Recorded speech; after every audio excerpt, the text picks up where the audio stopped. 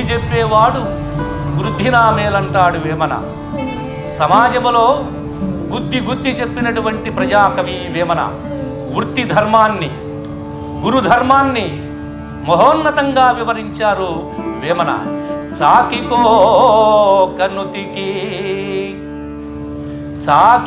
కనుతికి చికాకు పడజేసి మైలెల్ల బుచ్చి మంచి మడుపు చేయో. బుద్ధి చెప్పువాడు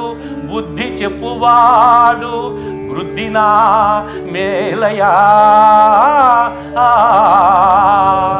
బుద్ధి చెప్పువాడు వృద్ధినా మేలయా.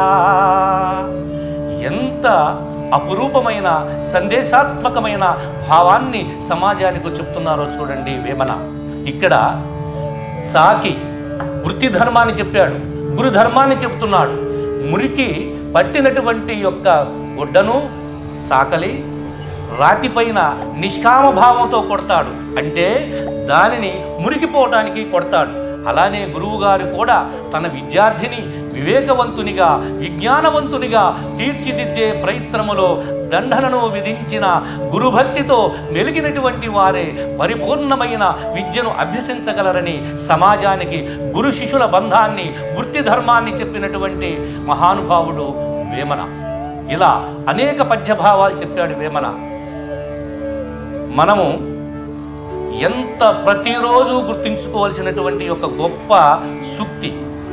అనువుగాని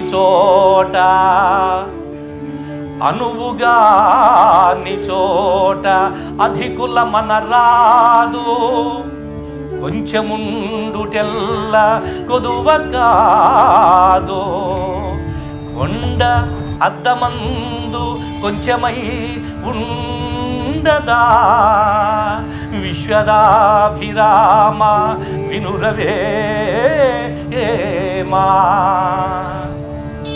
ఉన్నతమైన కొండ చిన్న అద్దములో కనిపిస్తుంది, అంత మాత్రాన దాని విలువ తగ్గుతుందా? అవివేకులు, అజ్ఞానులు ఏదేదో మాట్లాడతారు. వివేకవంతులు మాత్రము ఆ విశాలమైన కొండలాగా నిశ్చలముగా, నిర్మలంగా ఉంటారు.